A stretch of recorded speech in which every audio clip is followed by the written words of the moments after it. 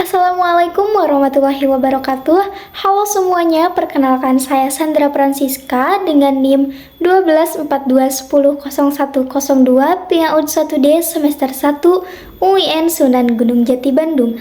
Pada video kali ini saya akan membahas jawaban dari pertanyaan-pertanyaan soal UAS Sejarah Peradaban Islam.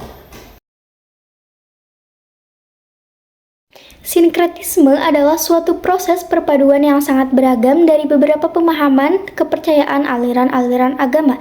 Sederhananya, sinkretisme adalah pencampuran berbagai unsur kepercayaan atau yang berbeda menjadi suatu kesatuan yang baru.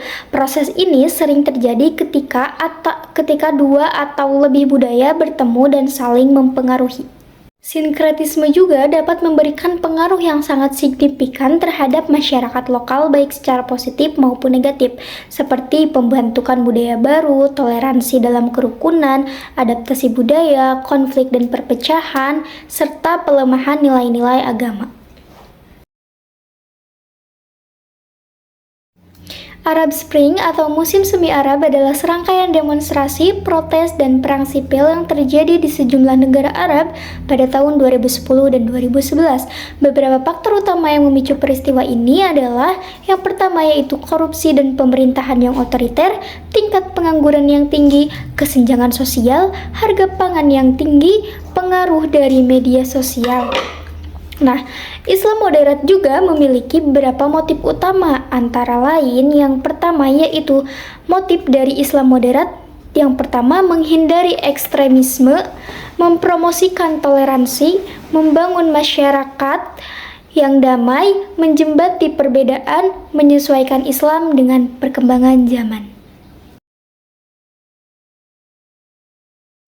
Runtuhnya kekhalifahan Utsmaniyah memang menjadi titik balik yang signifikan dalam sejarah Islam. Kehilangan pusat kekuasaan politik dan intelektual yang kuat memicu berbagai tantangan dan kemunduran bagi umat Islam. Hal ini kemudian memunculkan perasaan inferioritas di kalangan Islam yang merasa kehilangan kejayaan pada masa itu. Nah, rasa inferioritas yang muncul di tengah umat Islam pasca runtuhnya Utsmaniyah disebabkan oleh beberapa faktor yang ditandai dengan yang pertama yaitu merasa rendah diri. Umat Islam merasa lebih rendah dibandingkan dengan bangsa-bangsa Barat yang dianggap lebih maju dan modern. Lalu yang kedua, keraguan terhadap nilai-nilai Islam. Muncul keraguan terhadap relevansi nilai-nilai Islam dalam kehidupan masyarakat. Lalu yang ketiga, hilangnya rasa percaya diri. Umat Islam kehilangan kepercayaan diri untuk bersaing dan berkontribusi dalam pembangunan peradaban dunia.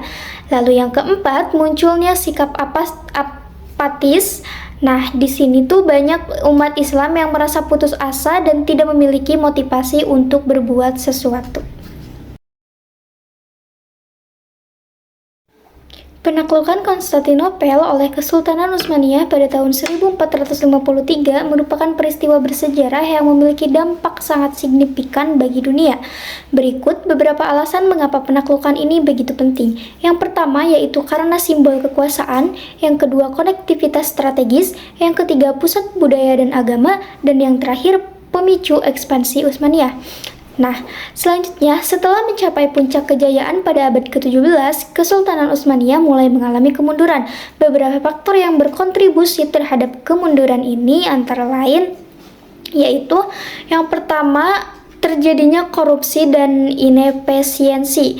Terus yang kedua, stagnasi teknologi, pertentangan internal, tekanan dari eksternal, dan yang terakhir terjadinya krisis ekonomi.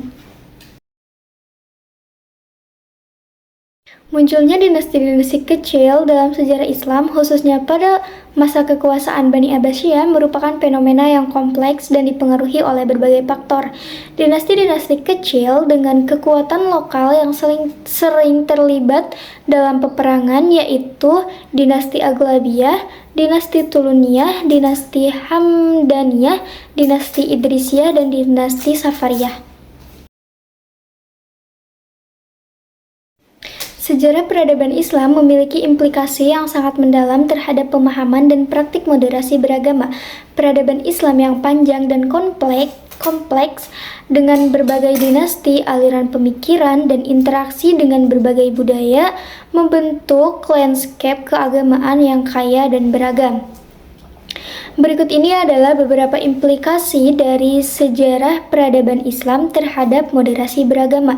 Yang pertama, pluralisme dan toleransi, berbagai madhab dan tarekat, peran ulama dan cendekiawan, konteks sejarah, dan kritis terhadap ekstremisme.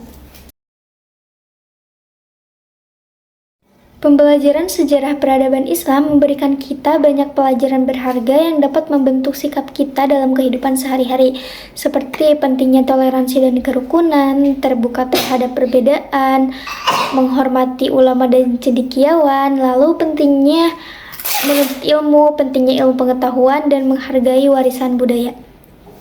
Oke teman-teman, jadi itu tadi jawaban dari pertanyaan soal UAS Sejarah Peradaban Islam yang bisa aku sampaikan. Semoga bermanfaat. Wassalamualaikum warahmatullahi wabarakatuh.